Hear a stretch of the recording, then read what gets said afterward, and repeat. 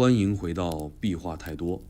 今晚我们要打开一段宫廷秘闻，来看看乾隆皇帝是怎么被自己的收藏癖推入一场真假难辨的宫廷泥潭。他不是在打仗，也不是在御花园谈情说爱，而是在一件青铜鼎前看得两眼放光，却万万没想到它其实是假的，而这还只是个开始。在你准备放松之前，先点个赞，点下订阅吧。评论区告诉我你来自哪个城市，现在几点了，或者你目前在经历着什么。无论喜悦与悲伤，在评论区把它说出来。今晚你会得到属于你的深度睡眠。现在请把灯调暗，把空调温度设置到刚刚好，一起进入今晚的故事。如果你以为乾隆是个冷酷无情的帝王，那你可能只了解了一半。乾隆是个极度讲究的人，讲究到对自己的起居都要求仪式感，每天写诗、批折、赏画、看器物，一套流程安排得妥妥的。但其中他最上心的一件事是收藏。对，就是那种看不够、摆不满、编故事都要自个儿来的上心。他不仅收得多，还收得挑，只要是自诩周代、商代或汉朝的器物，他就眼睛一亮，恨不得马上盖个御赏之宝的章，再写一首打油诗。于是乾隆的收藏室里渐渐出现了一种奇妙的现象，每样东西看上去都来历显赫，可一旦细看，总觉得哪里有点不对劲儿。这事儿得从他刚即位那年说起。乾隆25岁登基，虽说是雍正精心培养出来的接班人，可他骨子里却比他老爹更有浪漫主义气质。继位不久，他便下令重整内府收藏，亲自审阅每件陈列的古物。没想到他越看越不满足，总觉得前朝留下来的东西不够气派。于是他亲自发话，命内务府从各地搜集名器，尤其青铜器、玉器和古画。他要的是震慑八方的皇家气派，不只是玩物，更是面子。没多久，一件西周青铜鼎就这样被送到了养心殿。这鼎造型古朴，铭文精致，还有3个兽足稳稳支撑，看起来确实不凡。乾隆看得如痴如醉，当场作诗一首，御笔亲批，古意深沉，非精工可为。御前重臣当然只敢点头称是。其实那青铜鼎的确非精工可为，因为它是当年江南一位工匠依着考古图私自仿制的，再通过一层一层关系递进宫中，最终冠以西周出土名义上呈。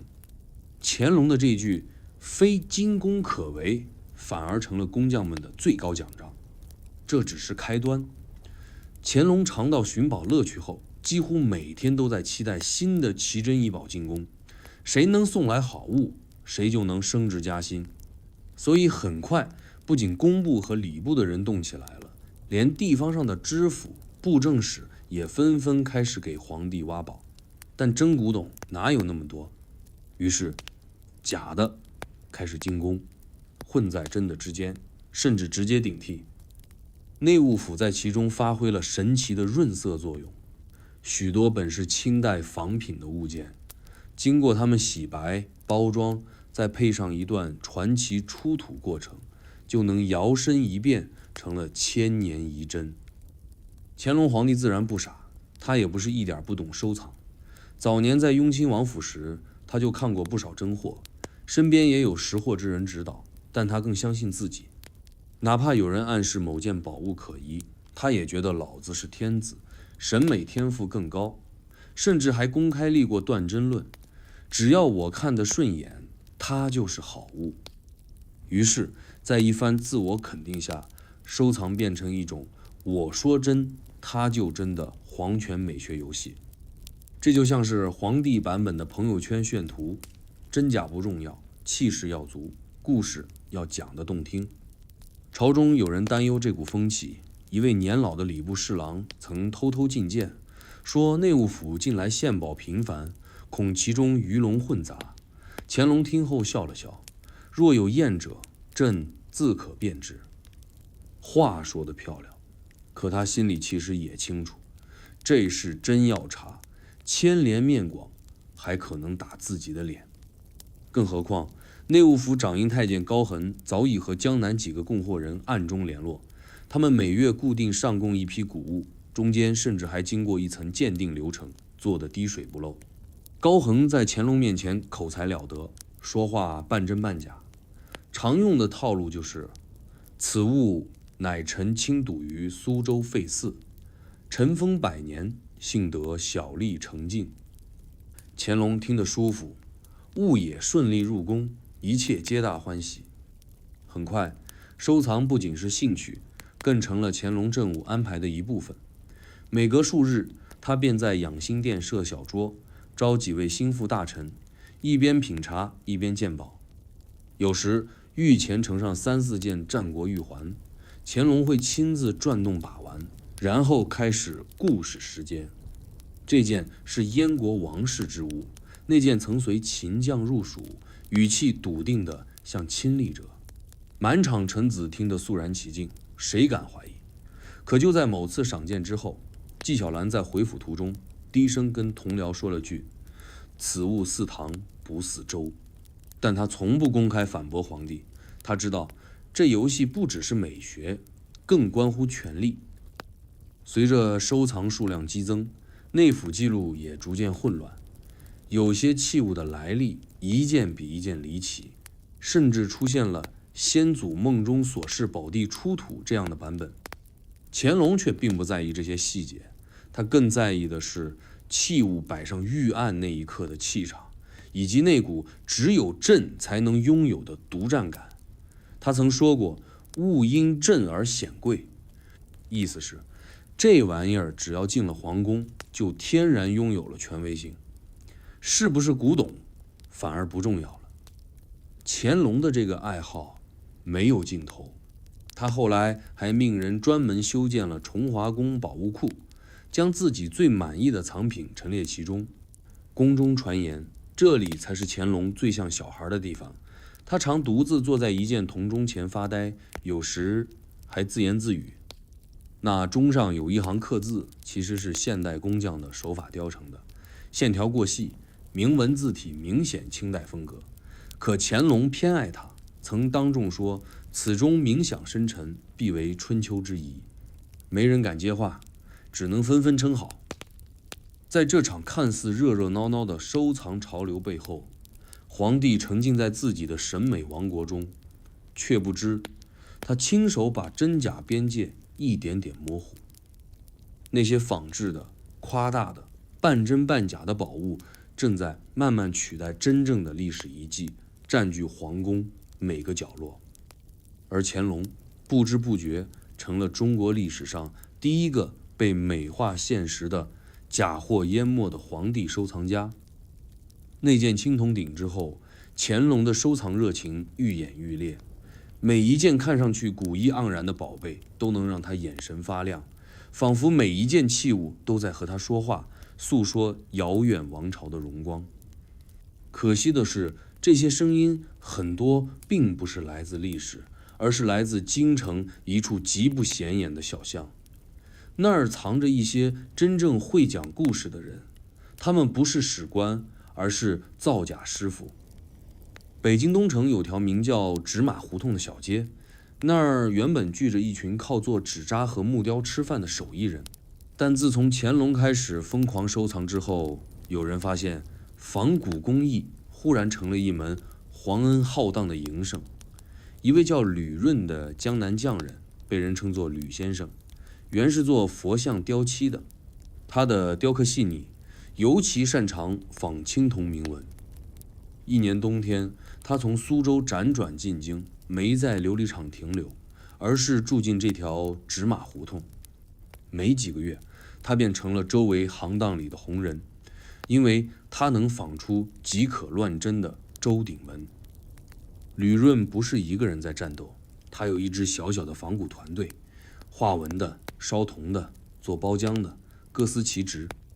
他们能根据宣和博古图还原器形，还懂得用熏烟、牛皮胶水模拟岁月痕迹。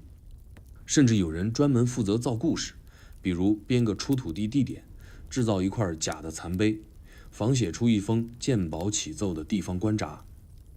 做完这一整套流程，他们不直接进宫，而是通过中间人递交给内务府。这些工匠并不直接面对乾隆，他们面对的是利益。吕润很清楚，只要能把新物包装成劳宝，价格就能翻几十倍。若是能蒙混入宫，那就是几十年吃穿无忧。内务府对这类供货睁一只眼闭一只眼，甚至某些太监还会主动点单。下个月皇上想看战国玉佩，记得做点有双龙纹的，别忘了上次那种绣般自然的风格。内务府的这种姿态来自上面，乾隆并不完全不知这些仿品的存在，可他更倾向相信那只是小部分赝品混入大潮，更多的还是珍宝。他曾写过一句话：朕不择其源，但识其运。就是说，我不管它从哪儿来的，只要看上去有味道就好。可问题是，这种以韵定真的标准，恰好是造假师傅最容易钻的空子。吕润他们干的就是营造韵味这行，从金属质地到风蚀痕迹，再到篆文笔势，每一处都能设计，每一处都能吹。京中慢慢传出风声，说乾隆皇帝身边的古物里有不少来自纸马胡同，但这事没人敢讲破，因为一旦说破，就等于指皇帝眼光有误，那是抄家掉脑袋的事。所以一位曾供职于工部的老匠人干脆调侃：给皇帝做器，不如给他做旧。这句玩笑话悄悄在胡同里流传，却刺中了一个真相。更有甚者，有些高仿器物还得到了皇帝二次创作。乾隆有个癖好，就是在藏品上题诗，动笔之前往往得意洋洋，有时还专门请宫廷画师在器物边配图。于是很多本就是现代仿古的东西，被皇帝一顿二次加工后，居然反过来影响了当时的收藏标准。外面的藏家开始模仿乾隆的审美，仿器不再只是仿形，而要仿玉器。于是仿乾隆版的仿西周成了最顶级的仿品类型。这现象荒诞又滑稽，假货入宫本已荒唐，皇帝在假货上写诗更是离谱。可宫外人却以皇帝为标杆，开始仿玉仿，那就是整个文化系统的错位了。到了这个阶段，吕润他们已经不只是工匠，而是审美制造者。他们知道，真正卖得动的不是古物，而是皇帝的想象。有一次，一件东周编钟进宫，钟身上赫然刻有“鲁侯之器”5字。乾隆看后拍案叫好，还亲笔写了句“生动9天”。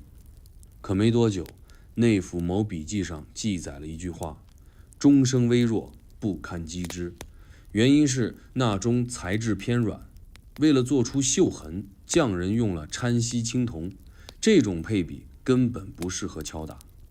这句话没传到皇帝耳朵里，却在纸马胡同掀起一阵大笑。造钟不响反而是好事，皇帝才不会怀疑这是新货。乾隆对这些藏品的痴迷已经到了必须每天摸几件的程度。内务府甚至安排了每日一物制度，每天送上一件新奇古物，供皇帝饭后品鉴。一天不见，就觉心里发空。宫中太监戏称，皇上不赏宝，比不读折子还焦躁。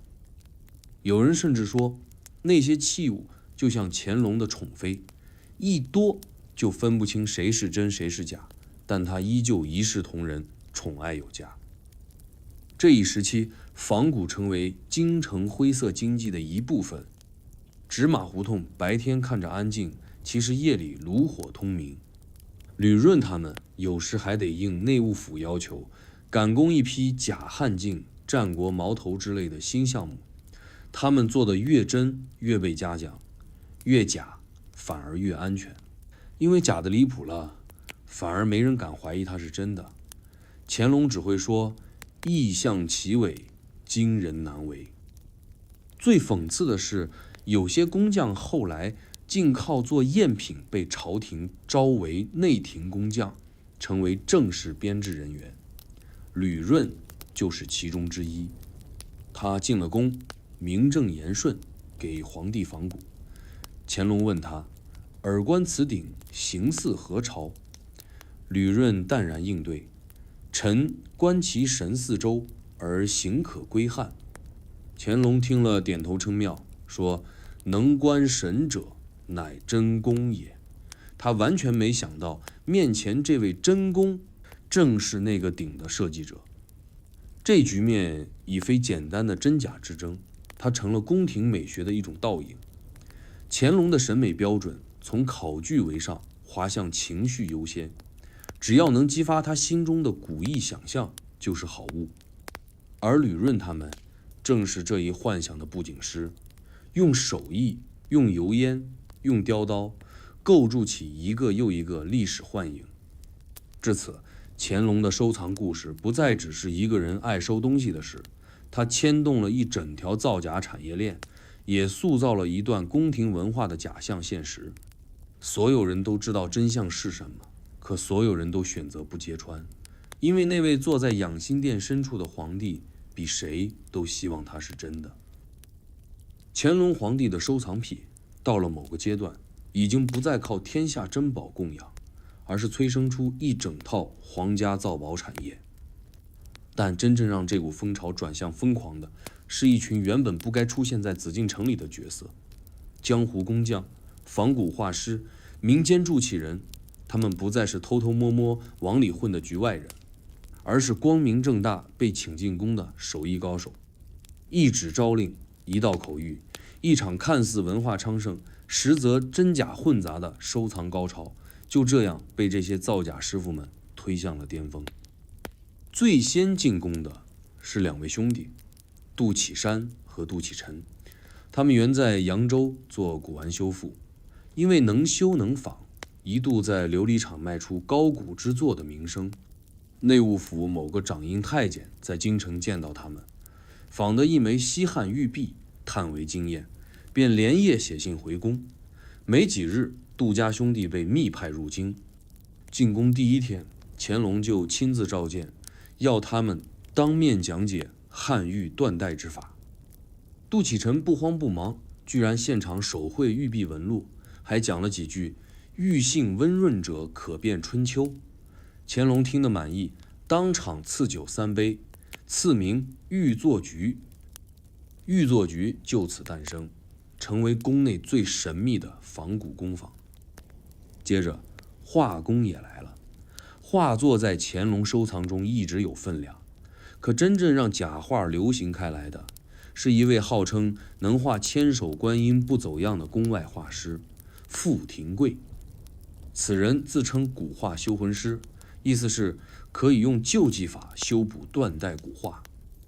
可他进宫后干的第一件事是仿了一幅宋人雪景图，并巧妙地在画角加了一个瘦金体落款。乾隆一见便认作徽宗遗作，惊为天物。他反复临摹，还写下久藏之宝4字盖章。后来有人发现，那纸张其实是新制的。傅廷贵用了净茶水再晾干的老法子，让画纸呈现出岁月感，再在4角轻烤，使之自然卷翘。简单几步，便做出一幅经年未展的视觉奇迹。乾隆对傅廷贵赞不绝口，甚至让他常驻内廷，专门负责修复旧画。可是修复很快演变成再创作。傅廷贵仿宋、仿唐、仿五代一笔不差，有时甚至创作出一些失传风格，然后告诉皇帝，此乃民间所藏孤品。乾隆不仅不疑，反而以正得遗韵自居。于是修复画师成了创造历史的一份子。更夸张的是，他后来还把自己的签名藏进某幅画角，乾隆却没发现，反而在那幅画上题诗赞神来之笔。除了画师和铸器匠，乾隆还召见了几位自称能识天书的碑帖专家。这些人主攻书法仿刻，他们能仿汉隶、魏碑，甚至模仿古代残损笔法。有一位叫萧勉之的刻师，被称为断笔复生，他能用刀模拟千年风势的断痕，仿出的石门铭连纪晓岚都看走眼。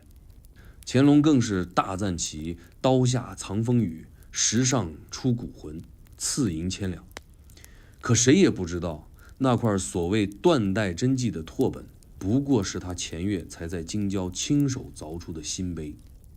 这些人进宫后，并非仅仅满足于为皇帝献艺，他们很快形成了一个隐秘圈子，彼此交换技巧，比拼手法，甚至协商今天谁上折子，谁的作品先见皇上。乾隆成了他们的终极观众，每一件古宝出炉前都是一场小型表演。他们要揣摩皇帝的喜好，他喜欢左侧落款，那就把章压低一点；他偏好对称，那构图一定要工整如镜。他们深知乾隆更看神韵而非出处，因此所有的仿作最终目标不是考据学，而是讨好皇帝的想象。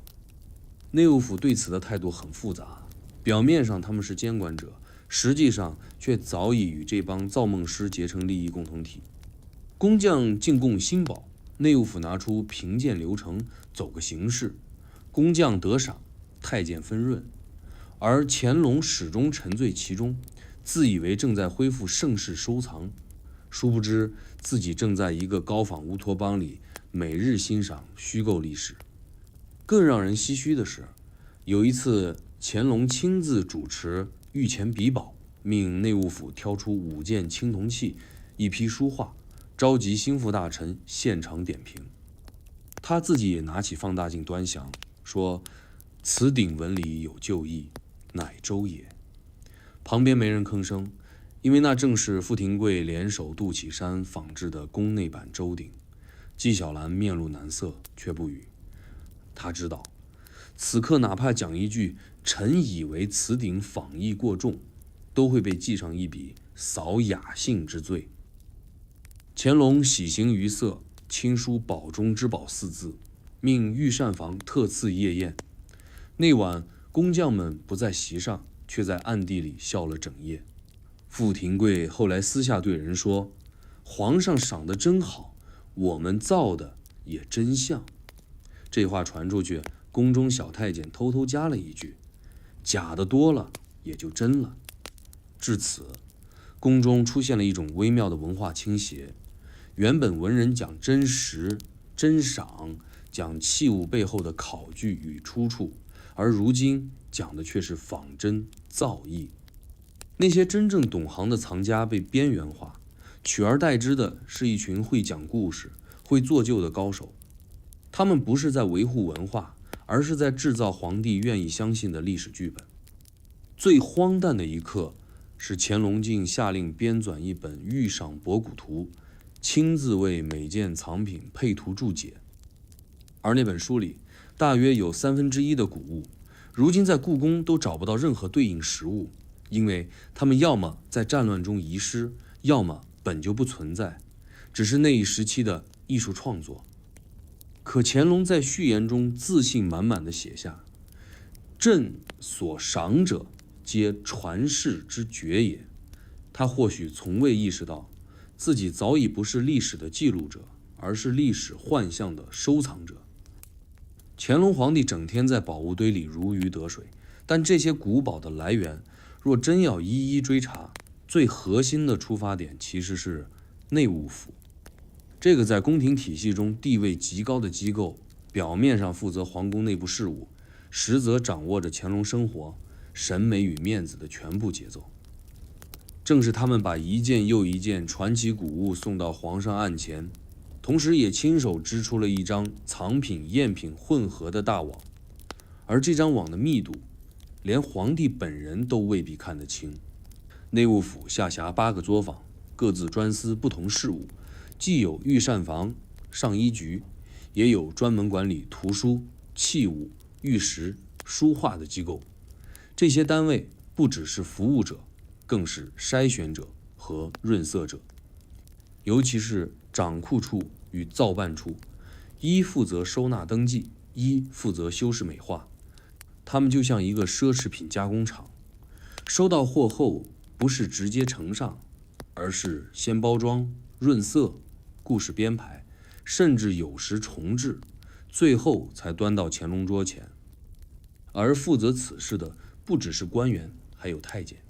太监在这套系统中的作用不能低估。很多高位太监其实相当于今天的审美顾问加艺术经纪人，他们摸得准皇上的脾气，知道乾隆喜欢什么年代的铜，偏好什么字体的碑文，甚至了解他对哪类玉的包浆色最敏感。久而久之，这些太监和工匠之间产生了一种微妙默契。工匠访完了，先送太监那儿看一眼，太监看得合眼缘，就安排档案，填写出处，再转交造办处整理背景，最终再由掌库处盖章入账，御前上呈。这一整套流程干净的连纪晓岚都挑不出错。这些流程表面完备，实则漏洞重重。最明显的问题是出处永远模糊。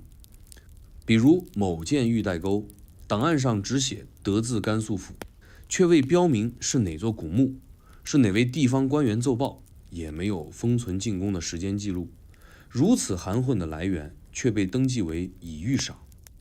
等乾隆看到这件钩，脸色一亮，说：“此形制极古。”于是当场题诗赋名：“绿玉之钩，得古而不腐。”接着传旨挂入宝物殿东壁。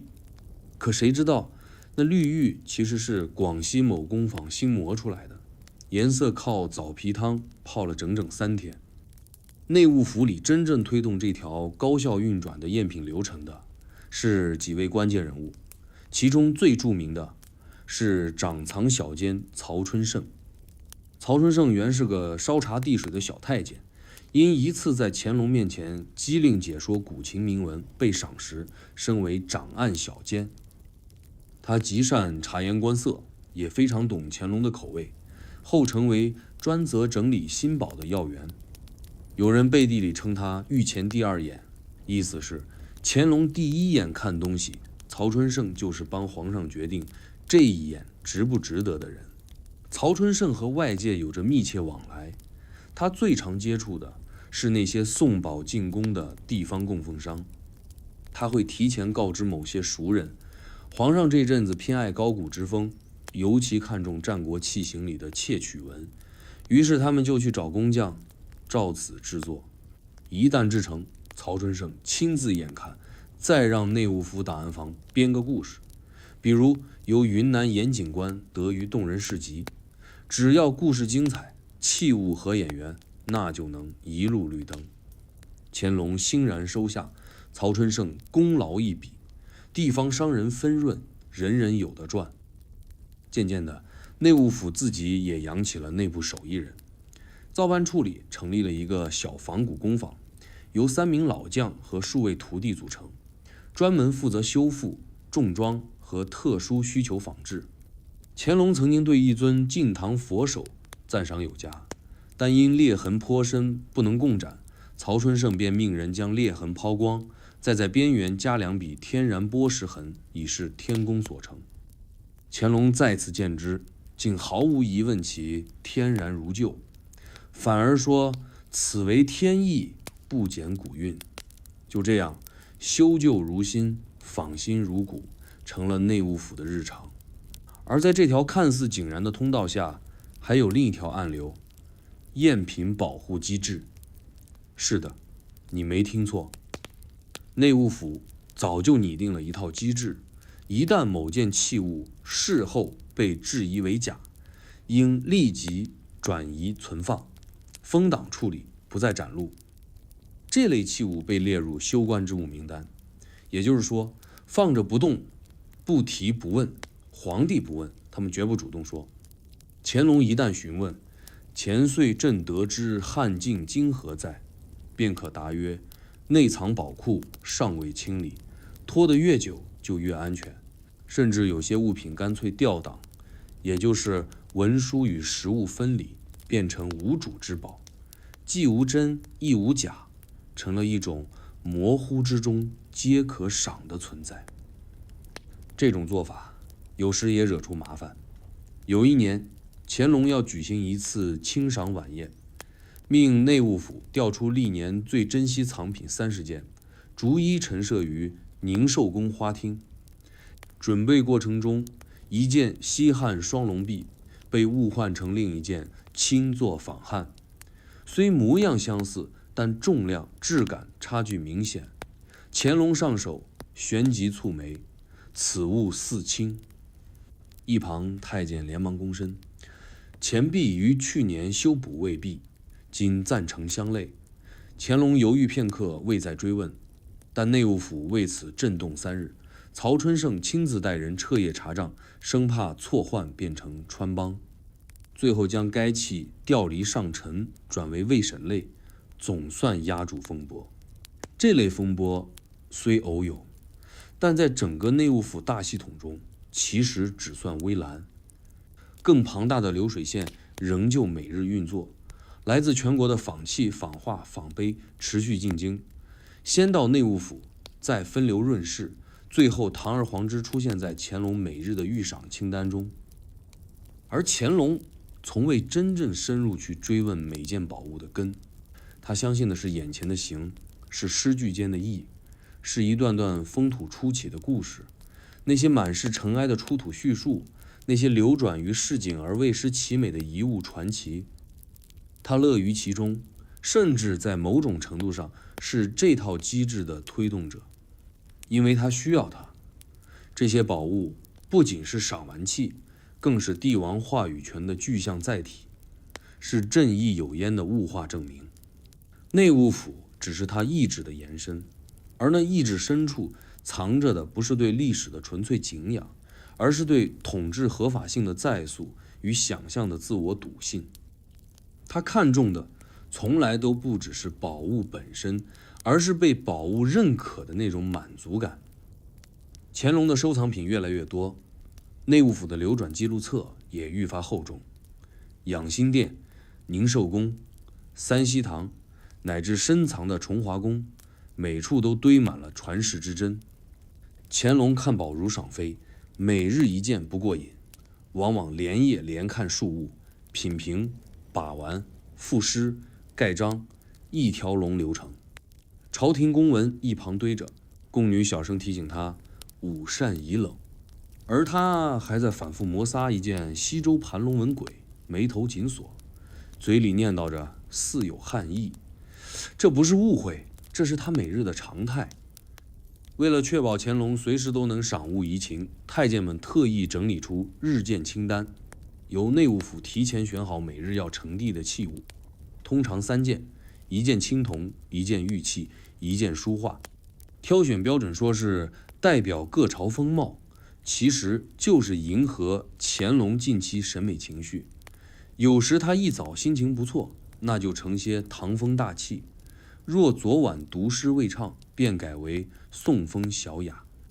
乾隆本人也乐在其中，自诩日一赏，心自宁。可皇帝的这份认真，却成了一场场滑稽又荒谬的鉴宝表演。御前的赏析时间即将排场，器物摆放顺序、光线、茶水的温度，都需事先演练。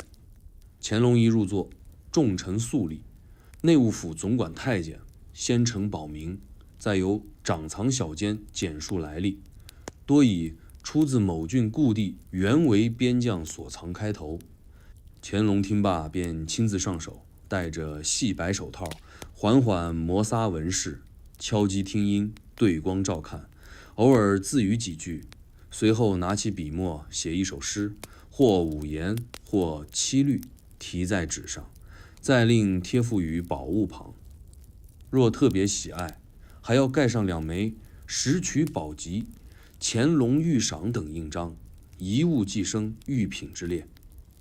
这过程颇似舞台剧，围观大臣表情多为肃然，实则早已练就了一张淡定脸，因为他们心知肚明，这些宝物真假难辨。乾隆看重的是意境，是仪式感，是这东西配得上朕亲提御史的排场。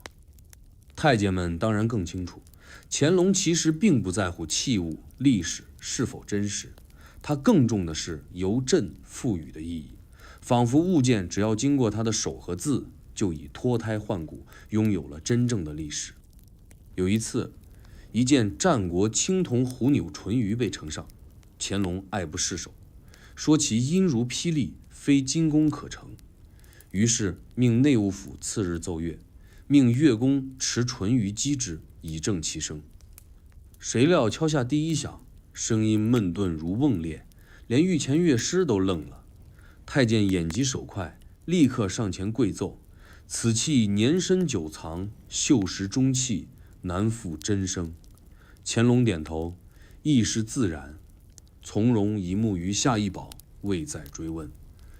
而他对诗题之痴，更胜器物本身，每题一物，必作诗一首，有时两三句，有时上百字，连用典带韵俱全。旁人不识出处，他便亲自讲解，解释自己为何用风起江上，暗指汉江出征，为何以鹤骨腾心，喻其形态之古朴。有些臣子听得头昏脑胀，却不敢表示困惑，只能低头赞曰：“陛下雅思古今罕极。”乾隆对此极为受用，一次甚至在赏谕后兴致大发，召集满汉文臣讲一整晚，御宝赏析诗例，直到3更天色才散。这种御前赏析文化渐渐渗入整个朝廷体系，地方官员纷纷学着写赏析文，进贡器物时附上拟诗，讲得文绉绉，好让皇帝对诗成趣。有一位两广总督送来唐御诗钮印章，赋诗一首：“诗声临海震风雷，欲出南荒托圣台。”乾隆一读，龙颜大悦，当场嘉赏御笔，力之中，物之雅，俱称上选。其实那印章是当地富商模仿宫中旧器打造的仿品，送官、转手、包装、进京，皆是套路。更可笑的是，乾隆有时会回头翻牌，某一日突然想起5年前曾评过一件汉刀，便命内务府调出当年记录及实物。档案库中急查，却发现当年所谓汉刀实为江南造办局仿品，尚未定档。太监们慌乱商议，最后决定调出一件相近的仿汉直刃，悄悄更名为旧号，再贴上原先诗稿。乾隆见后虽有些疑惑，但看着题诗无误，仍点头称好，说：“久别重逢，仍神采不减。”底下众人心惊冷汗，默念万幸。在这持续不断的赏鉴过程中，乾隆逐渐将真假之辨模糊为朕之所好。他不再问器物是否真，而是问是否雅，是否有故事，是否能衬托他作为盛世帝王的审美与见识。那些被题诗盖章的赝品，在乾隆体系中反而升格为准文物，真正的古物却往往因缺乏朕之印记而被冷落。这种赏中有主的逻辑，彻底改写了清中期的收藏观念。而内务府也适时跟进，设立御题藏品录，详细记录乾隆亲题诗句与盖章顺序。每件御赏之物都有一份诗文解注，宛如现代画展说明，解释皇上为何用落霞与孤鹜形容某碑额边文，又如何以断云残日指某烈玉光泽。久而久之，这些说明成了研究乾隆审美的第一手文献。朝中文臣也需研读这些御赏指南，以免答错皇帝问题，被斥为无心赏物。所有这些仪式、诗句、评语与盖章，最终都将真假问题边缘化。收藏不再是对过往的追索，而是一种帝王自我认同的镜像延展。乾隆坐在养心殿案前，看着那渐渐被赞美、被吟咏、被复明的宝物，仿佛每一件都在低声呼应他：你就是时间的主人。而这句暗示，也正是他每日要从赏析中得到的最大满足。乾隆对古物的痴迷，不是突如其来的兴起，也不是一朝登基之后的权力游戏那么简单。事实上，这位皇帝从年少时起，就对古物产生了一种近乎执拗的情感。那种对历史的依恋，对残破器物的怜爱，不只是审美趣味，更像是心底某种情绪的延伸。而这份执念和他少年时代的一段经历有着割不断的关系。乾隆在还叫弘历时，是雍亲王府中最被看好的儿子之一。那时的他并未显露太多政治野心，反倒因自幼接受满汉兼修教育，对诗书礼器产生浓厚兴趣。据传，他9岁时曾在宫中一次偶然的机会下，看见一件断足的青铜马，那是某位宗室王爷从边地送来的出土品，器物已残，泥土未清，却异常生动。弘历当时竟一连看了2个时辰，不愿离去，还偷偷摸了几下马腿的断口，像是在安慰什么。这事传入雍正耳中，本是一桩趣闻，却被父皇严厉训斥。不过破器有何可恋？弘历低头不语。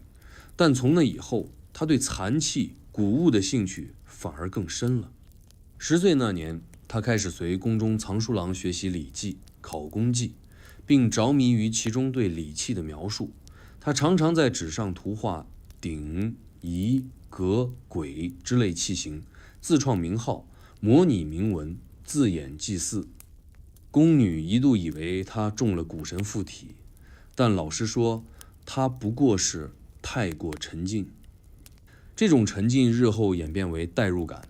乾隆在看一件古物时，脑中自动浮现此器曾供何庙堂，谁曾持之战场，何待匠人断成等想象场景。他不只在看，他在进入那个时代。这种代入感是他一生收藏癖的底色。乾隆并非没有分辨真假的能力，他只是在潜意识中把真定义为我相信它曾存在。当他拿起一件战国铜钺，一枚楚国印章，哪怕造型蹊跷，纹路陌生，只要那件物品能触发他心中对历史的投射与重建，它就是真。他的收藏并非为史实服务，而是为记忆与情绪服务。他追的不是物的年代，而是我与古的距离。因此，他的赏析也常有感性判断。别人看那是一块带色未明的玉，他却说有倦鸟归林之象；别人听钟声微弱，他却说似远雷归谷。这不是故作高深，而是他真的在其中捕捉到一种古意的温度。曾有大臣奏请设立辨伪院，由专业人士统一筛查藏品真伪，乾隆竟驳回了，理由是断物须观心意，非断年可测。言下之意，真假并非物性决定，而是地心所在。这逻辑荒诞，却极符合他的内在思维方式。乾隆还在三希堂写过一段私密文字，只传数人阅读。他提到自己少年时梦见入一庙堂，庙内满是断鼎折仪。他拾起一器，铭文模糊，隐有红字，醒后心惊如焚。此梦他解为天世镇与古有缘，从此更坚定地认为他和这些残物之间有前世因果。哪怕学者认为那不过是少年心里的投射幻想，他依然深信不疑，甚至把这份情绪写入御制诗中。残器无名犹可赏，旧名剥落上生光。收藏是他一生中最能自主掌控的事。政务有制衡，朝臣有异议，但古物由他赏、他评、他藏，无人干涉。他可以任性，可以沉迷，可以自说自话。他曾对纪晓岚说：“古人不及朕所藏之多，然朕胜在今则。”纪晓岚回忆沉默，因为他知道乾隆所谓的惊蛰，不过是他与想象中的历史自我反复对话的结果。那些藏品不是证据，是陪伴，是他身为帝王孤独情感的寄托。乾隆还曾对一件唐玉鹤写下“时空不隔，触之如雨”八字，说他每次抚摸那玉器，仿佛能听见旧时钟声、古人脚步、草堂祭乐。他不是在装腔作势，他是真的听见了。哪怕这件玉鹤不过是5年前仿制的江南新货，他依然相信它曾属于一位名士，被弃于古庙旁，再被山雨浸润100年，终归皇家手中。他需要这样的故事，他需要用这些故事包裹孤独与虚无。宫廷生活繁复琐碎，政务压顶，儿孙纷杂，朝臣日争。他唯一能全权决定的是这一个角落的审美世界。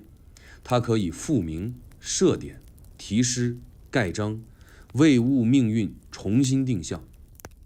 某种程度上，他不是收藏家，而是另一个维度的创始者。他给器物以身份，器物则给予他慰藉。他在这些曾经存在的幻象中获得一种确定感，哪怕整个世界都充满不确定，他手上的这枚玉环却在替他说：“你懂我。”乾隆晚年越来越沉溺于这种我与古物对话的世界。有人说他渐显痴迷，也有人说那是天子反真的平民心。他不在意，他继续收藏，继续吟咏，继续在清晨5点起身翻查《石渠宝笈》，一边小声喃喃，一边命人准备今日赏鉴之物。他与古不再是断代与考据的关系，而是一种似真似幻的交心。那不是癖好，那是信仰。乾隆的审美帝国里有那么一批藏品被他反复提及，反复把玩，题诗盖章不下数十次。他称它们为名器，御笔加持，流传宫廷上下，文武百官皆知。然而一旦深挖其中真相，许多名器的来历竟然经不起最基本的追问。这些器物不只是真伪模糊，更是故事编造的极致范例。它们的存在像是宫廷舞台上专为皇帝铺设的道具，每件宝物背后都是一出精心设计的传奇。先说那件最出名的鲁侯青铜尊，据称出土于山东曲阜，器身铭文38字，讲述鲁侯受命祭天，器型高大，花纹繁复，铜色深沉，被乾隆视为西周典范。他不但亲题3首诗，还命内务府专门修筑一处尊室，将此器单独陈列，号称镇宫3宝之一。然而乾隆不知道的是，这件器物其实是仿自南宋宣和博古图图样，由苏州一位制铜世家仿造而成。那段铭文不过是上书中几段文字拼凑，字迹歪斜，笔画混杂，而乾隆却反复赞叹笔劲如锥，经文正统，还在一次赏析中当场吟出：“此器托世，斯文不坠，御前群臣齐声称是。”再说那件战国错金银虎符，流传极广，甚至在清宫画册中多次出现。传说这是赵国边将使用的兵符，虎身剖半，2半合一，才能发兵10万。乾隆初见时激动得2眼发亮，说这正是古制雄风的见证，命制御作下明版，写虎符在握，振意惊心。他将虎符配在身边数年，甚至每次亲征都随行带上，视为辟邪神器。但几位真正的考据学者早就暗自摇头，那虎符制作技艺与战国制式明显不符，错金工艺更像明末仿作。最关键的是，虎身没有铸印编号，无法与半符对接。换句话说，它压根就不是双拼制物，只是单体工艺品。而乾隆却在题词中写道：“2半归一，威震9边。”根本无视实物构造，只凭故事设定诗意起飞。还有一幅被称为唐人仕女图的绢画，画中3位仕女直扇漫步，衣纹流畅，眉眼传神。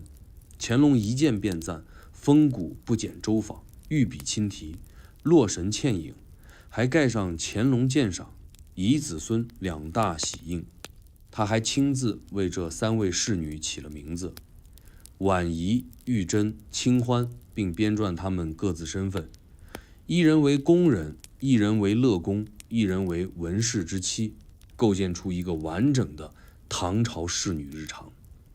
然而，真实情况是，这幅画是江南一位宫廷仿画师傅廷贵临摹宋人旧本时的自由创作，用的是明代绢纸，线条风格也偏晚。傅廷贵将此画作为修复旧画进贡，谁知乾隆爱得深沉，还在三希堂设专处悬挂，日夜观赏。更离谱的是那件秦制5连环玉璧，乾隆曾在御制诗中写5环连璧，象征5方安顺。他坚信这是秦王东巡时铸造，内嵌5环，代表5方臣服。而事实上，古代根本没有连环玉璧这种制式，它纯粹是仿古匠人为讨喜而拼接设计的玩意儿。可乾隆欣赏的从不是实用或工艺本身，而是他能在这些宝物中构建出属于自己的历史寓意。他要的是朕知天下、5方安定的心理投射，这样的器物变成了最佳道具。类似的传说宝贝还有很多，一件汉代鸠杖玉手，一方南唐一墨，一套辽金双龙铜镜，每件都有长篇轶事佐证其尊贵身份，每一故事都配得上诗、章、传记、典故，唯独缺少真实。他们像一场精致的幻觉，把乾隆包裹其中。宫中流行一句小话：皇上不问真，真意不说破。意思是，皇帝不戳穿真相，宫里人自然也不会自讨苦吃。这些名器反而成为宫廷审美共谋的一部分。而乾隆本人并不愚钝，他未必全然不知这些器物的疑点，但他选择相信，因为他更看重的是这些器物所能承载的意义。见器如见古，他在这些宝贝中赋予精神坐标，为自己的帝王叙事添砖加瓦。他题诗、命名、陈列、记载，不是在复原历史，而是在重塑一种只属于他的文化高地。他不是被假货蒙骗的可怜皇帝，而是主动参与这场真伪戏剧的首席导演。有趣的是，文臣们也渐渐学会了参与这套游戏，他们开始主动为每件御赏名器写赞语、撰序言，甚至还编写器物纪略用于御前讲读。比如一位内阁学士曾为商王九诀撰写2000字的考证分析，洋洋洒洒引经据典，最终得出乃先王祭器结论。乾隆大喜，赏银50两。可几日后，这位学士私下嘀咕，那诀脚太新，嗅闻未老，怕是商王喝了灵芝汤才活那么久。他不是看不出，而是不敢说。就连纪晓岚也不得不适应这种风气。他虽口才了得，博闻强记，却在御前从不挑战器物真伪。偶尔乾隆问爱卿以为何招物，他便答：臣愚见不及圣断，既不附和也不否定，留下模糊空间。这种模糊正是乾隆希望维持的状态。他需要那份或真或幻的张力，需要众人围绕这些名器建构起一套共识的幻觉体系，让皇权与审美并驾齐驱。所以我们看到，清中期乾隆宫廷收藏不只是堆砌文物的过程，更是构建叙事的工程。每件宝物都是符号，每段铭文都是自我定位的注脚。那些御赏诗、宫廷图册、斩臣仪轨，共同演出一场历史复写秀。只不过台上的灯再亮，背后的布景始终虚设。乾隆站在舞台中央，举起手中的传世之宝，眼里闪烁的不只是满足，而是对掌控历史叙述权的深深陶醉。养心殿是乾隆皇帝处理政务、休憩生活的中枢，更是他与宝物朝夕相对的空间。但如果说养心殿是他的收藏橱窗，那宫中另一个地方则更像是他秘密内心世界的隐秘角落。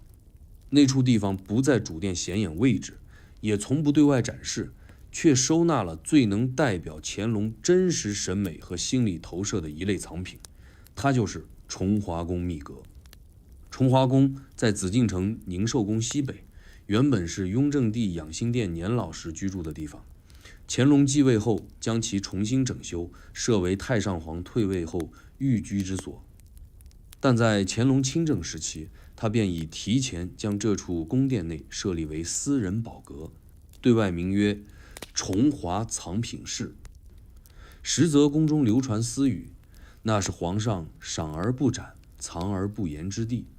他不像养心殿赏宝那般讲排场，所有送入崇华宫的宝物都无需公示，不必评鉴，也不列入正式档案，仅有曹春盛及2位老太监能自由出入。那些器物多是乾隆私人钟情却又不愿公示的奇物、异品与可疑之物。乾隆渐渐意识到，某些器物无法在御前群臣面前堂而皇之展示，他们可能太新、太异、太离经叛道，或太容易被识货人指出瑕疵，但他又舍不得放弃，于是崇华宫秘阁成了一个象征。那里没有质疑，只有他自己的审美孤岛。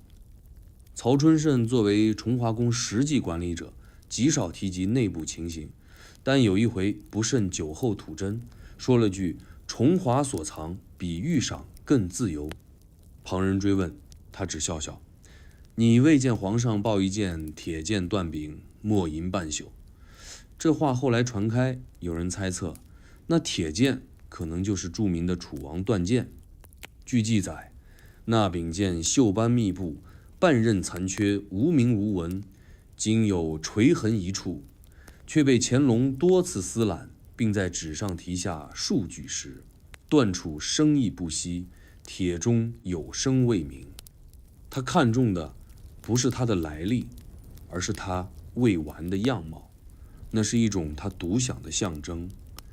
崇华宫还藏有一幅《洛阳复陈图》，画面描绘一城半毁，楼阁断壁，行人哀泣，与乾隆一贯喜好的太平盛世图截然不同。此图由南方一位画工献上，画质新质，构图夸张，几位大臣曾看过初稿，断言不合古制。可乾隆偏要收进崇华宫，御笔题字：承父非败，盛世于废墟，可重生。他似乎从那幅废墟图中看见某种更深层次的帝王感，那不是显赫的盛景，而是内敛的重建，是对权力消失后的反思。除了器物、书画，还有秘册，这些册子从不列入拾取宝笈，为乾隆私设，仅供他自己翻阅。内容包括部分未确认年代的碑文拓本、临摹古画试稿，甚至几件宫外人提交的奇异物事录。据说其中有一页描述的是铜人断井，空腔中藏信，记述者为山西一位前朝举人。他声称在一旧庙后殿出土铜像，打开后竟藏有一封楚文书信。乾隆对这种故事多过实物的东西极感兴趣，不管真伪，照收不误，还为此批了一句：易或幻，无宁性其意。这句批语某种程度上成为了崇华宫藏品选入的标准。乾隆甚至对崇华宫有一套自己非官方的题章，不用乾隆御览这类公印，而是用一枚小篆体观心印，意即为我所观，观我之心。这个章只出现在崇华藏品中，文献中曾有宫女私记：皇上见小印观心，便不需众人随赏，意味着那些贴上这枚小印的宝贝是不与外人共享的精神之物，那不是皇家威仪的展览，而是个人情绪的寄托。在崇华宫中还有一组异常罕见的复仿器，所谓复仿指的是模仿乾隆喜欢的赝品再仿一次。比如有件仿西周簋，原本就是明代工坊的复制品，乾隆非常喜爱，为其写诗，命名双月之荣。几年后，一位聪明工匠为崇华宫特别仿制了双月之荣在作，结构更圆润，锈斑更淡，甚至在铭文中仿刻玉赏痕迹。乾隆一见如获至宝，说这器如同旧梦再温，命藏入崇华秘阁最深处。也就是说，假货的第二代被封为珍藏，完全摆脱原初真伪对立，进入一种荒诞的复制的真实。而这种再仿再赏的逻辑也只可能在崇华宫成立。外界讲究考据、出处、传承，乾隆在这里则追求意境、情绪、呼应。每一件器物不再是被验证的客体，而是他心中历史的回音。他愿意沉溺其中，愿意忘却真假，只要能引起某种感触，那就是值得被珍藏的关心之物。崇华宫的存在证明，乾隆并非全然沉迷权威审美，反而在私密空间中展现出一种超现实的敏感。他知道哪件器物可能被人质疑，也知道某些藏品并不合制，但他偏偏要将这些不合逻辑的、难以归类的、看似荒谬的宝物藏在心里。这种收藏不为宫廷，不为天下，只为自己。到了他晚年，崇华宫愈发频繁被提及。据说他退位后最常走动的不是养心殿，而是这里。他会在日暮时分缓步走入秘阁，独自坐在一张老藤椅上，对着一块裂纹密布的伪汉砖出神。有时候他也不题诗，不盖章，只是静静看着，似乎在等待砖中那段从未存在过的历史缓缓开口。乾隆那座光鲜亮丽的收藏帝国里，有一位人物始终游走在明暗之间。他不是权贵，不是满臣，也不是高官，却能借一支画笔插足乾隆最私密的赏物圈。他就是福隆安，表面上是宫廷画师，实则靠一手高明仿古画技混入内府，巧妙地成为乾隆赝品收藏王国里的润滑剂，甚至在关键时刻主导了某些真伪标准的走向。宫中有私语，皇上最信的不是纪晓岚的嘴，而是福隆安的手。福隆安原本籍贯不详，有人说他是江宁织造之子，有人说他是徽派商人，改行画画，无从查考。他早年流连于江南书画圈，擅长临摹古人笔意，尤其在模仿唐宋、山水、仕女、花鸟方面，极可乱真。起初，他只在民间小作坊靠修画糊口。后来一次偶然机会，他模仿了一幅北宋秋山图，结果误被一名太监在琉璃厂购得，作为宋遗孤本献入宫中。乾隆看后称奇，连说3句神气活现，还轻提梦中山色。事后发现并无出处可查，内务府私下紧张调查画源，最终追到福隆安身上。可乾隆已然喜欢，便说此人可灵古，亦可传心。于是他就这样进了宫。与一般画匠不同，福隆安深谙乾隆心理，他不直接仿作旧画，而是制造旧画应有之感。他会在新绢纸上刷墨漂灰，使纸色生旧，在于边缘轻画裂痕，或以指甲轻蹭线条，让其旧中透灵。乾隆常说，新画可学，古味难得。福隆安抓住的就是这古味。他的画不只是画，更像是表演，画给乾隆看的，画出他想象中的古人笔触。于是他成为皇帝赏画之外最重要的心理满足者。内务府也极快地将它纳入宫廷画作供应链。很多外来器物若缺少视觉故事，便交由福隆安补画背景图。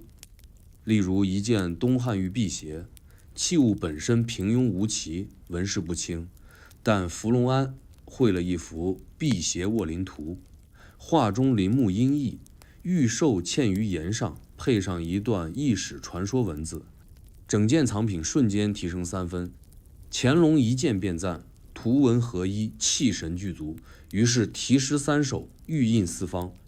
那件玉辟邪后来被列入《石渠宝集》第5卷，成为御赏精品。更为微妙的是，福隆安逐渐介入了真假评定过程。某些争议画作或器物进宫，内务府也分不清是真是假，便暗中请他见看。他若点头说气运可通，就算来源不明也能顺利进入御前；若摇头说笔意杂乱，再好也得退回。而乾隆对他的信任已近迷信。有一次，一件唐人仕女图被列为可能伪作，福隆安重新加笔修改绣边。乾隆再看竟说，原是此处气散，经重整之后，乃回真韵，便将原定撤回之意取消，还为其重新赋诗一首。这等真伪逆转，在宫廷收藏中堪称破例。福隆安更大胆之处是他自己开始创造古画。他曾绘一幅战国册封图，画面荒凉雄浑，3人骑马而行，衣冠不清，树木枯干，乍看下毫无宋明痕迹。乾隆看后大喜，问何人所作。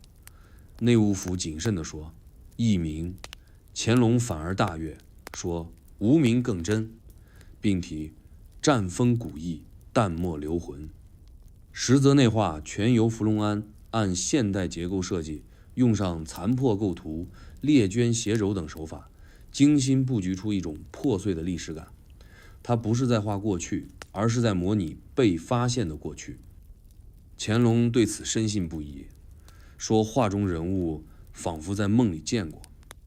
更绝的一次是福隆安临摹了一幅徽宗花鸟册，原作早已失传。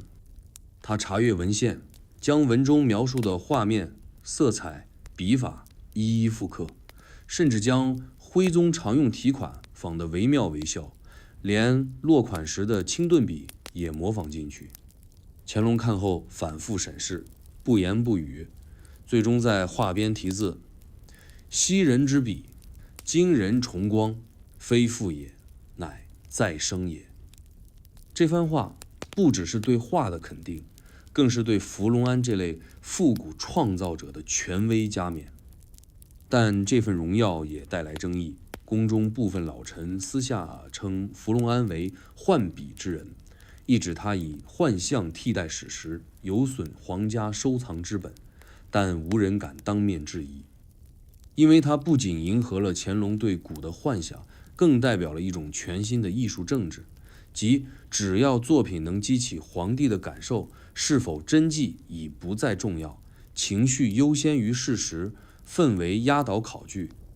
福隆安对此心知肚明，他从未在任何作品上署名，也不留下笔记。他像一位游走在真实与虚构之间的影子画师，用看不见的身份编织乾隆的审美乌托邦。他的作品遍布乾隆私藏画册、器物图说、御前装饰，却始终无名无姓。他不需要声誉，他要的是皇帝看过那一眼，那一眼就足以使他的作品升格为真。晚年时，福隆安逐渐淡出宫廷，有传他归隐太湖。有人说他病卒宫中，死因不详，但他留下的不只是几幅画或几个题词，而是一整套为皇帝定制的美术逻辑。画不为史，画为心，真非证据，真是感觉。正因如此，他成为乾隆赝品收藏故事里最危险也最诗意的一支笔。纪云这个名字出现在清宫典籍、进士榜首、诗文集里，也出现在晚上的评书、茶馆、宫女的耳语中。外人都说他是乾隆朝最敢说话的人，敢打敢怼，妙语连珠。可唯独在御赏藏品这件事上，他像变了个人，从不直言，从不置评。即便有人暗中请他点评皇上新得宝器，他也只抿嘴一笑。五目不如胜眼明，纪晓岚不是没看出来那堆器物多有可疑，他只是不说，说了就全毁了。纪晓岚才思过人，史籍与掌故倒背如流，尤其对青铜器、碑帖、书画风格之断代有极高水准。他年少时便已熟读《考古图》《宣和博古图》《集古录》，曾亲眼见过几件流散民间的北宋遗器，对真古之物气息体察入微。也正因此，当他第一次走进乾隆的三希堂，看到那满屋陈列的御赏重宝时，眼神闪过一瞬错愕。他当然识得那西周重鼎其实纹饰僵直，布局呆板，也知那汉玉龙璧不过是仿作翻纹，玉色过润，但他什么都没说。他知道有些话说了是忠，说了也是死。他曾对一位同僚私下道：藏之博未必真，赏之勤未必慧。意思是收藏再多，若无辨识之眼，不过乱堆，日日题诗，也未必能真正识宝。但这话他只在私下说，从不写入奏折或诗文。他对乾隆的赏宝态度向来暧昧，只在偶尔御前听皇帝得意点评一件东汉玉虎符时，默默转头望窗，像在听一段不属人间的平淡。有人觉得他懦弱，逃避真相，可更多人知道，他其实是在保护整个朝局的脸面。他曾被乾隆问过，爱卿以为朕所藏器物如何与周宣王时比？这个问题就是一个陷阱。若说更胜一筹，显得浮夸；若说不及，则有违龙颜。他微微一笑：臣非周人，不识宣王；臣非考公，难辨器心。为陛下所赏，天意所归。乾隆听后大悦，说：此言有理。这一答可谓既不失风骨，又滴水不漏。纪云的高明就在于他知道乾隆不需要真答案，他只要被认同。事实上，纪晓岚早年也尝试说过真话。有一次，乾隆在崇华宫展示一件传世商器，器身铭刻怪异，笔法混杂。他试探性地说：此器文与集周经文略异。乾隆脸色微变，没发火，却将器物放回，不再提及。从此之后，纪晓岚便不再就器物出言。那一次轻描淡写的质疑，让他意识到，在这个关于收藏的世界里，真理不是判断标准，情绪才是。皇帝要的是一种确认感，不是校对表。但他并非全然沉默，他转向文字，用一种极其隐晦的方式记录他的观察。在他的笔记与诗中，经常出现模糊的句子，如青铜四代，文不存名，然帝甚爱之；又如古今气混，虚实交错，赏者笑中带醉。这些句子看似随意，实则暗含对当时收藏风气的忧虑。他像一位在沙地上划线的隐士，不求传世，只求自明。纪晓岚还常将自己的感受借古讽今地写在对联题跋中。有一次，他为一位旧友所藏唐代拓本写了几句：纸色已老非年深，笔意虚言非妙手，然能留得片时真，胜却宫中百件新。有人读后会心一笑，宫中太监看到后偷偷传开，称这话专讽御物。纪晓岚听后摇头叹气：我未言宫中，尔却知是宫中，可叹可叹。也许他最深的无奈在于，他知道乾隆是真的热爱这些东西，皇帝不是昏庸，他是真的为那些器物、画卷、刻碑、写诗流泪，是从内心热爱那种我与古人共话的幻觉。纪晓岚无法责备一位如此投入的赏宝者，他只是叹息，那份真心被太多人拿来做成假的器，写成假的名，画成假的图，在送进宫中被称作盛世珍宝。他无法改变，也不愿揭穿。他若说破，不只是皇帝面子没了，整个宫廷文化的粉饰工程也会坍塌。他选择保持沉默，是一种温柔的体面，是对那份信仰是赏宝的尊重。乾隆晚年有一次病中闲坐，命人取旧藏旧图一览，纪晓岚陪侍，看他拿起那件唐人花鸟卷本，眼中似有水光。他缓缓问：“爱卿以为此画属何代？”纪晓岚不假思索：“蜀心之代。”乾隆愣住，片刻后笑出声：“好，蜀心之代，便记之。”他在画背轻书“蜀心之代”四字，盖上玉印。这一刻，两人彼此都明白了真相，也都选择了最安静的方式承认它。纪晓岚后人回忆，晚年的他常常夜坐书房，一人独饮，翻旧笔记，偶尔轻声读诗，读到自己写的一句“假真皆迷雾，独无心自知”时，会长叹不语。那个总在人前插科打诨、口若悬河的纪云，原来也曾如此沉默而孤独。他没有批评，没有反对，更没有颠覆，只是以一种最温和的方式，让历史多留一点清醒的空间。而那空间就藏在他一句看似随意，实则掷地有声的蜀心之代里。乾隆的收藏体系中，赝品从最初的误混到后来的默许，再发展到主动的美化包装，最终形成一整套藏品漂白术。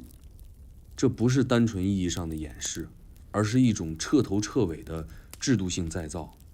凡是进入内府的仿品，都有机会通过几个精妙步骤被改头换面，赋予可信身份，然后跻身御赏之列。它们不再是粗糙伪作，而是被系统化包装为故事真实、形象可信、气质高古的官方藏品。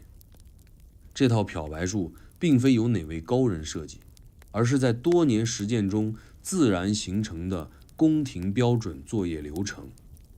一件器物从外送入宫，要完成从私人物到御品的蜕变，大致需经过5道程序：入库登记、历史构造、视觉润色、文本支撑、御前承揽。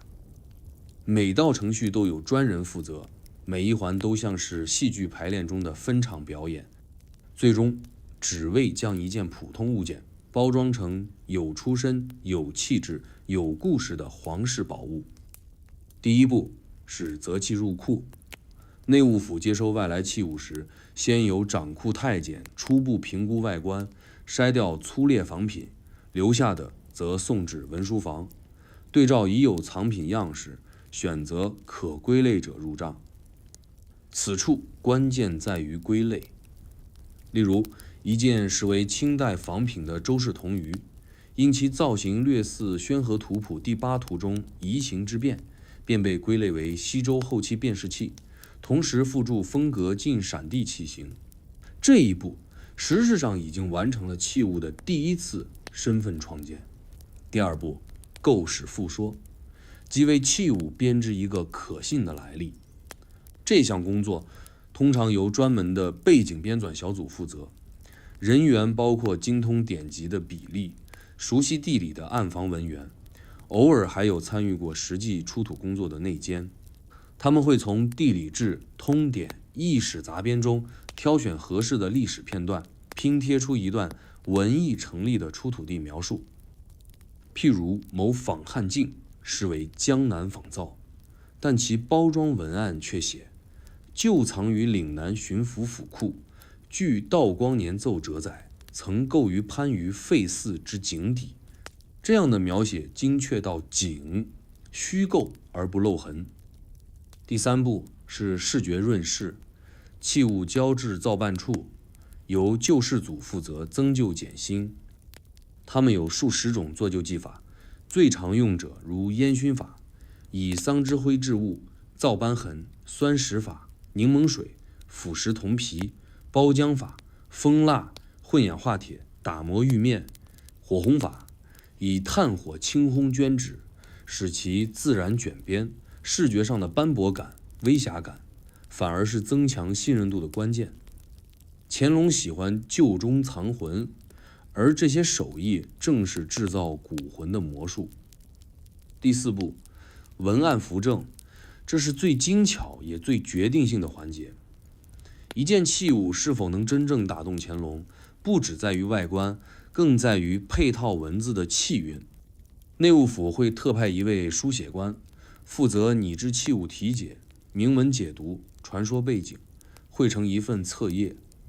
例如某战国玉簪，便配有簪主人小传，称其原主人为赵帝女使姚氏，随夫从征，簪坠战场，30年后于古道遗骸中寻回。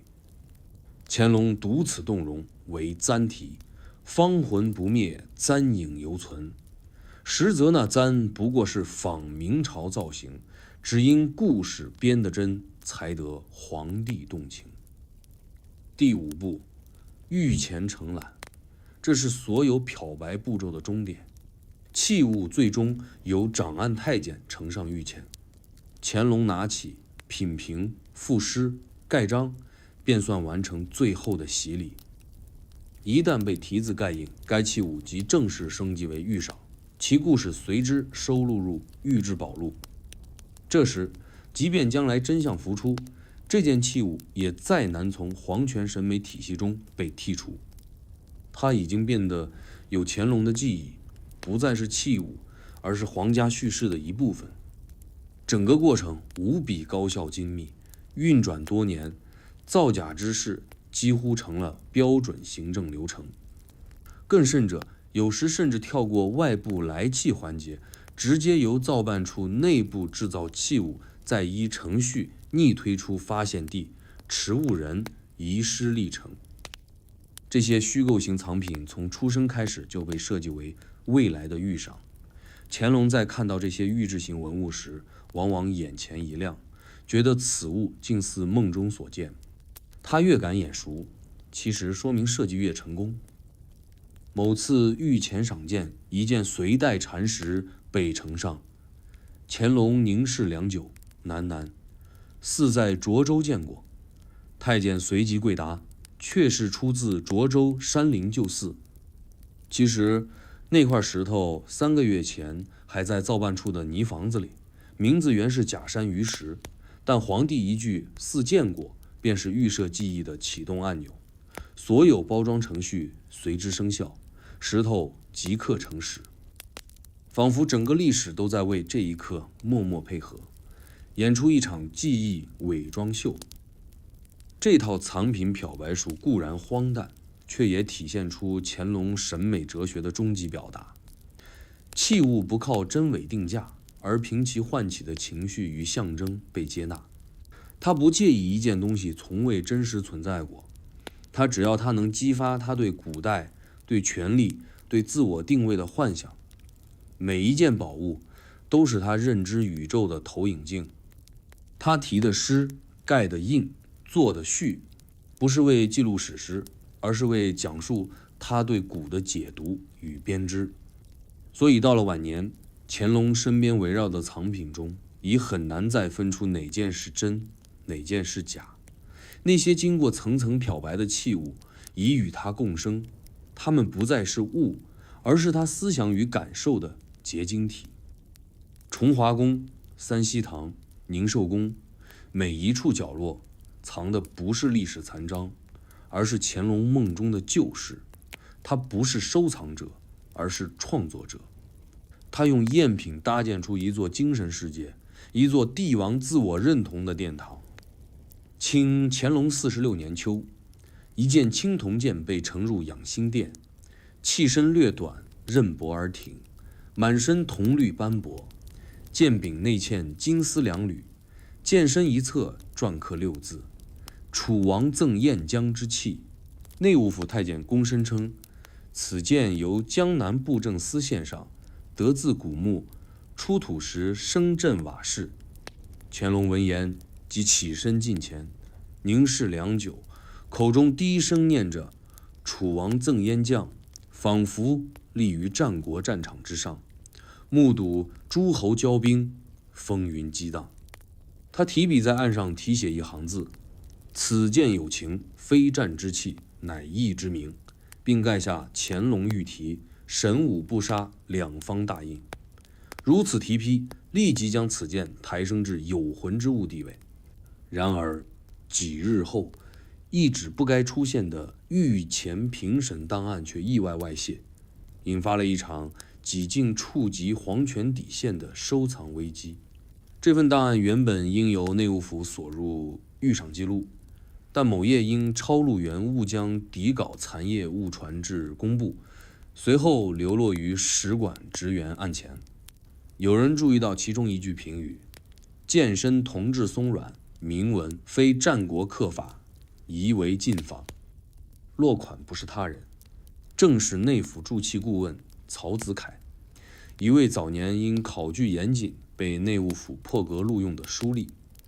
曹子凯对古兵器极有研究，他曾说：剑有阴，刃有脉，观其质，可知其根。他提出，这把楚王赠剑在锻造手法与纹路规律上，与他曾于南京民间作坊见到的祭礼演示剑高度一致，只不过后者并未刻字。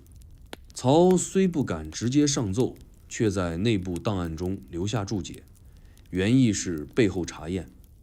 这句宜为禁仿传入文馆，引得纪晓岚微蹙眉头。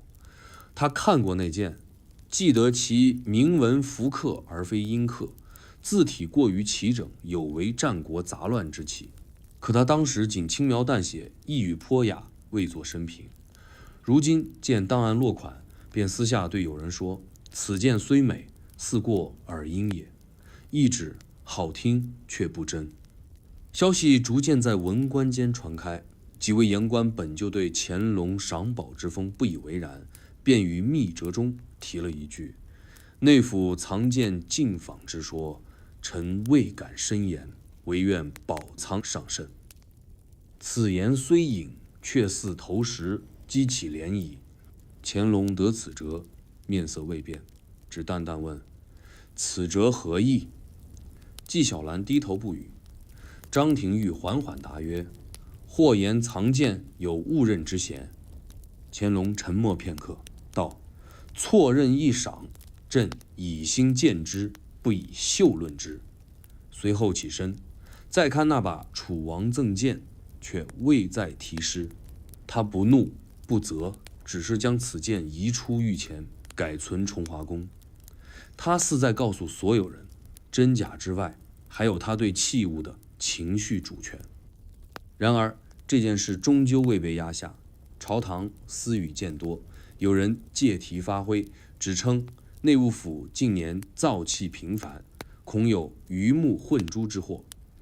高恒太监怒斥：宫中所藏皆经御赏，岂容妄议？可沿路既开，终不能睹。乾隆亲自下旨，将此剑令录，不入宝录。这是他第一次对一件器物撤销御赏认定。众臣哗然，既佩服其果断，又不知皇上是否因此受伤。更令人侧目的是乾隆接下来对整个藏品制度的微调。他悄然下令，往后进城器物需静观10日，先勿集题。此令虽无公开宣告，却在内务府内部生效。原本每日3宝必赏，改为隔日挑一。乾隆不再急于表达，更倾向反复端详，甚至暗中派人校勘来源。这变化虽然细微，却在那些靠赝品进宝的太监与工匠中掀起不安。他们开始小心翼翼，故事编得更真实，做旧更自然，访名更含糊，只为不被新标准识破。然而乾隆并未因此放弃他对意中之宝的执着，他依然赏玩，只是少了当初那种一见倾心的冲动，转而更像一位老道剧评人，坐在帷幕后方，审视一场场为他上演的历史仿真秀。他知道很多东西不是真的，但他依旧选择欣赏。他曾在私稿中写下一句：真不必真，情胜于真。这句话未曾公开，却在后来石渠宝笈编者笔记中被某文官偷偷记下，成为理解乾隆收藏心理的关键注脚。楚王赠剑事件结束后，那柄剑仍被珍藏于崇华宫深处，皇帝偶尔拿起，轻敲剑身，发出空灵之音。他不再对他题诗，不再讲他的传说，只是静静地看他躺在锦匣中，像看一段无法复述的往昔。有人说乾隆变了，也有人说他醒了，或许都不是。他只是从全信变成了知其虚，仍愿信。这转变不是堕落，而是一种更深层的情感转换。他收的不再是骨气，而是那些假中藏真的幻影，那些为他所设、为他所想、为他所认的过往。这就是乾隆，一个知道自己可能被骗，却仍愿沉浸在被编织的历史幻境中的皇帝。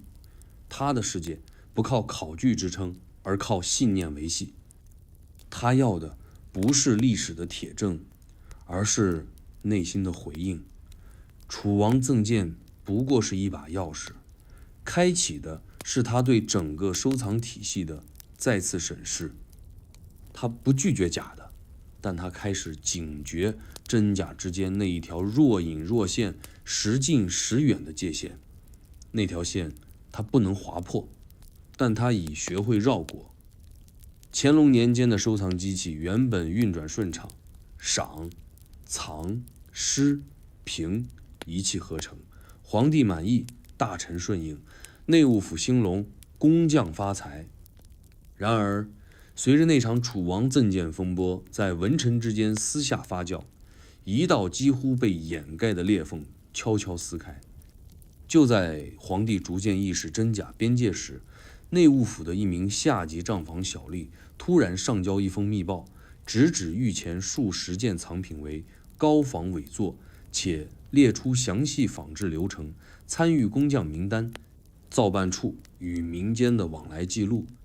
这封密报原本不该被处理，他却穿过层层阻拦，准确抵达了养心殿，摆上了乾隆的案前。密报由一名叫陈本初的账吏所写，33岁，籍贯安徽，入内务府已10年，一直负责造办处器物经费核对。他不是考据学者，也不是政治反派，他只是看了太多账单不符，看了太多未采之财变成天子御赏，终于压不住心中那股荒唐至极的火气。他在密报开篇写道：臣非言官，亦非寻讼之人，然目睹诸器虚构，欲前信之，心实不忍。随后详细列出3件问题藏品，包括某件战国虎符，实为广州仿工所制，原价50两白银，呈入宫后登记为南越遗物，费用暴增至600两。又一件近代残玉，实由苏州匠人新雕，账面写修补费40两，实为新制入库。乾隆读完密报，未发一言，将其收入袖中。当日他未赏宝，未作诗，只静坐养心殿窗前，望着太和门方向发愣。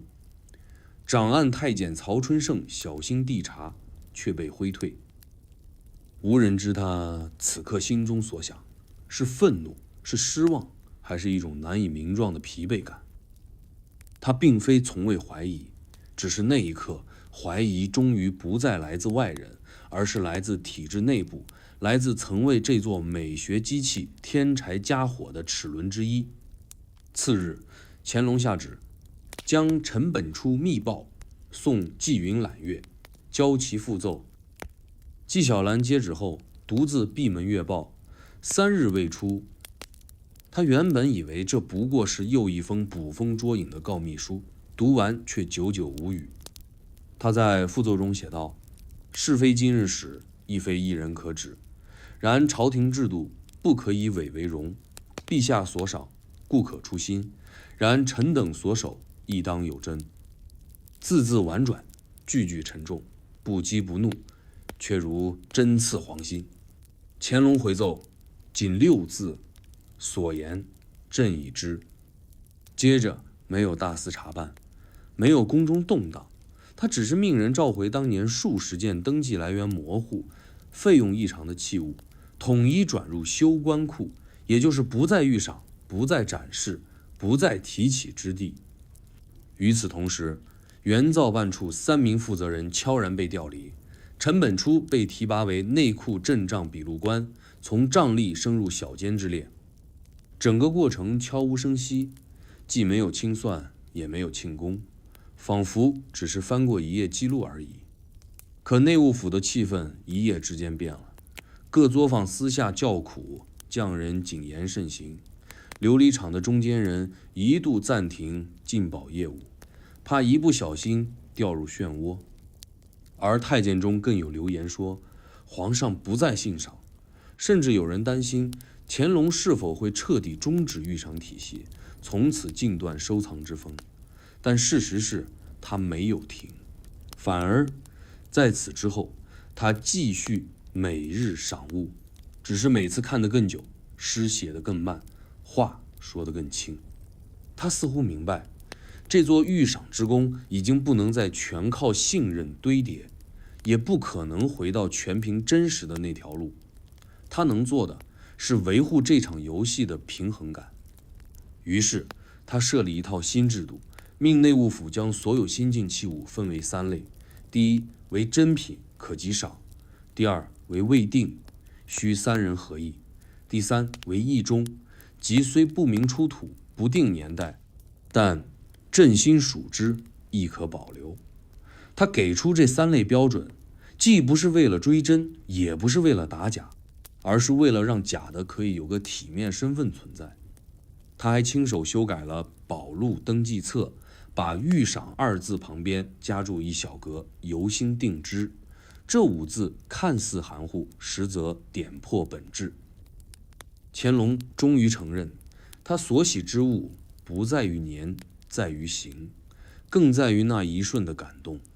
不管它来自何处，只要它能让他想起古人之志、战场之魂、仕女之姿、文士之思，那它就值得被记录、被保存、被记住。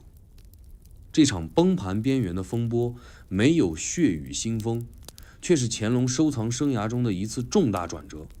他不再将收藏视为单纯权力的延伸，而更像是一种精神叙事的共谋。他明白，不是所有人都能演得天衣无缝，不是每件器物都能无懈可击，但只要故事还动人，只要他还愿信这场真假混舞的戏剧，就还能演下去。乾隆60年，太上皇礼成，朝堂肃然。他回望自己一生藏物无数，诗题上万，却在亲笔修订《石渠宝笈》第3次总录时，在扉页写下一行：物之真伪虽可辨，情之所至终不可断。他没有改动任何藏品身份，却在书页空白处添了数枚小印：关心、忘年、无物非宝。那是他自己的答案，不解释，不反驳，只留一丝沉默。而那封密报如今仍藏于故宫西南旧档室，一张发黄的薄纸，字迹已淡，却见证了那段几乎让整座收藏体系失控的临界点。而乾隆正是从那点之后，学会了如何在风口浪尖之中，继续让一场有关古意与地心的幻梦，缓慢而坚韧地延续下去。乾隆60年，皇帝退位为太上皇，禅位于慈永衍，也就是嘉庆帝。然而真正的权力并未交出，他依然住在宁寿宫，依然每天过问朝政，依然每日御赏宝物，只是场面更小，气氛更静，步伐更慢。他不再频繁召见文臣或太监轮番呈宝，也不再亲自主持赏析盛会，而是将那一套收藏生活彻底收进了私人时光之中，变成一种只与自己对话的仪式。他最常做的事是独自坐在崇华宫或三希堂，把玩器物、看画卷，或轻声念自己的旧诗，像在重温一场独属的旧梦。但正是在这一时期，他遇到了人生最后一个神宝危机，那是关于一件他曾最钟爱的唐代红釉双耳瓶。这瓶曾是乾隆45年由江南督府进贡，据称出自洛阳古墓，瓶身施红釉，色泽温润，瓶颈有一对如意耳，形制古雅，纹饰极简。乾隆见后赞曰：“釉如驼颜，形如乐舞，非唐人不能为。”并当场题“醉红”二字，列为三希堂宝瓶之首，还写下御制诗8首，每年换季必重新清洁、擦拭、陈列。可以说，这瓶不只是一个物件，而是他数十年审美观念的图腾。太上皇之后，他虽不再轻提新器物，却依旧时常拿出醉红瓶，让贴身太监每日换位、轻视、调光。一次暮春时节，他忽然对曹春盛道：“朕久未视其音，亦只要用指节轻扣瓶底，听其回声。”太监战战兢兢地脱瓶至案，乾隆手指轻敲3下，却只听得咚咚的沉闷之声。他眉头微动，试着再次轻扣，仍无清脆回响。沉默片刻，他低声说了一句：“釉厚可喜，然瓶生变也。”本是一句轻叹，却让曹春盛冷汗直冒。他知太上皇极重器物之回响，常言物有魂，必能应。于是当夜，他悄悄将该瓶取至内库，请昔日老将福润见看。福润早已告老，不问世事，但这回他看了一眼瓶底，便沉声道：“非旧器也。”他指出瓶底胎骨不稳，釉色红中透紫，不是唐釉，而是明末仿唐之作，且属仿中再制，疑为早年仿品调换。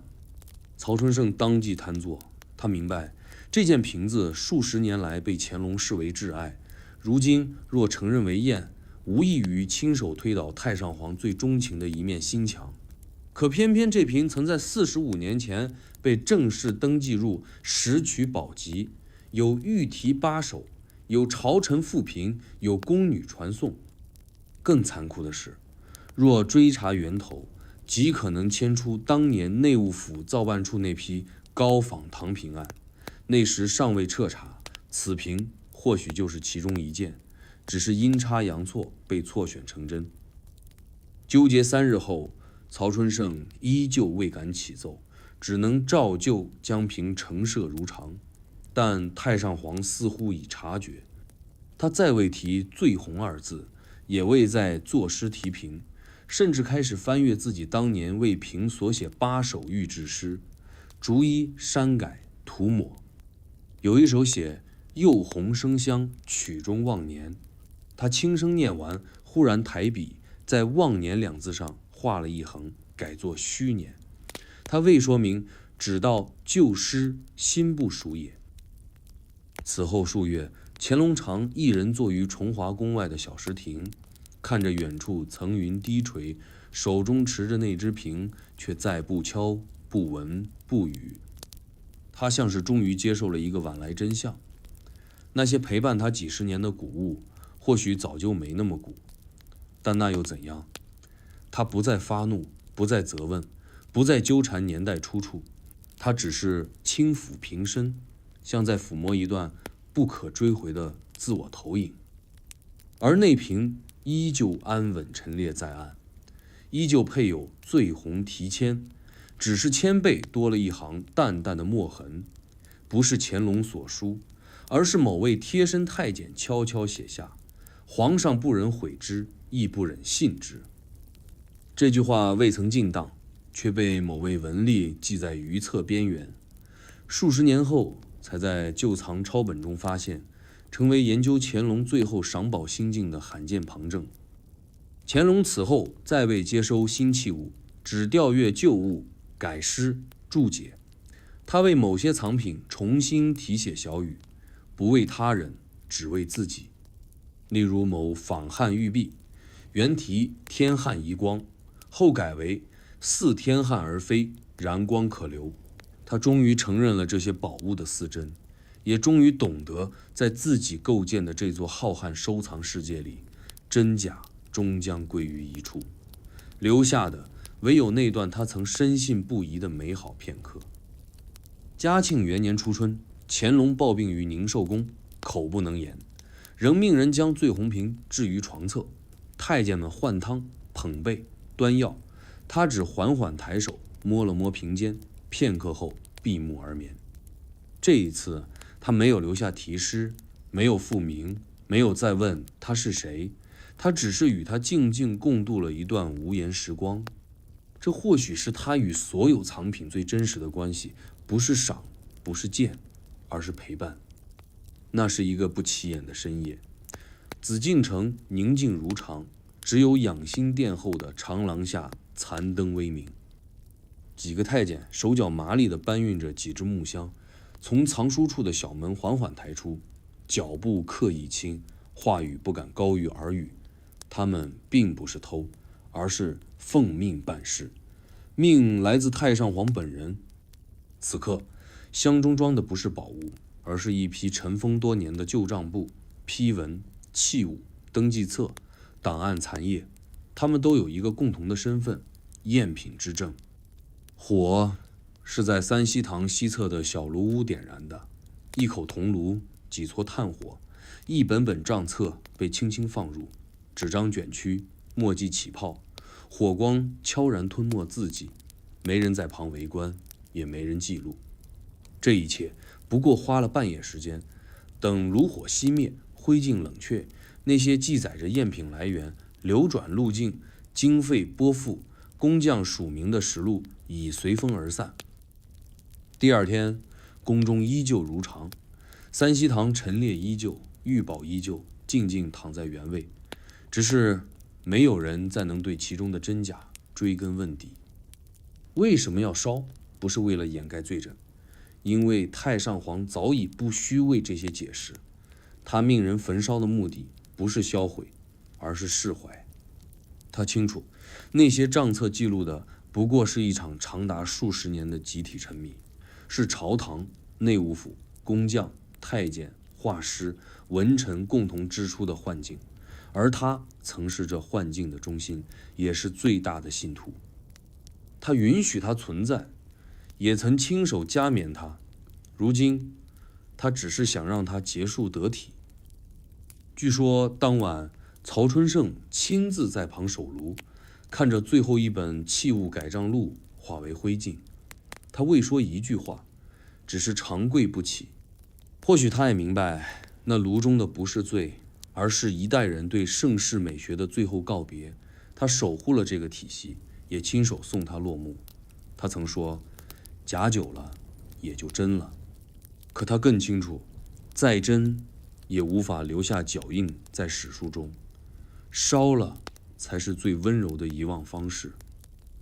而乾隆在那晚未曾露面，他静坐于宁寿宫南窗下，一只红釉小瓶放在矮案上，手指轻轻拨动平静的那道如意耳，眼神落在院中的梧桐影上。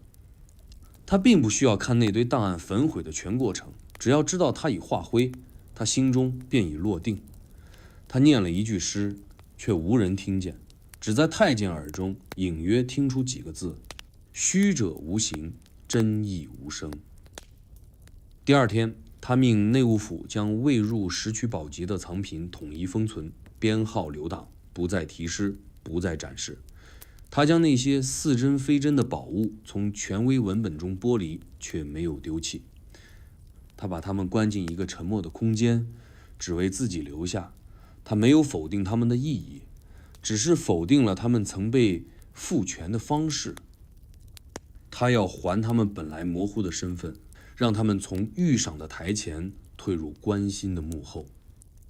崇华宫的藏室也在那年重新整理，部分器物被命名为无号藏品，意即无名、无代、无录。他写道：物之真，非极而明；藏之意，不问其根。这不是自欺，而是一次更深的放下。他不再需要那些藏品讲述一个盛世的故事，他只想让他们陪自己度过黄昏。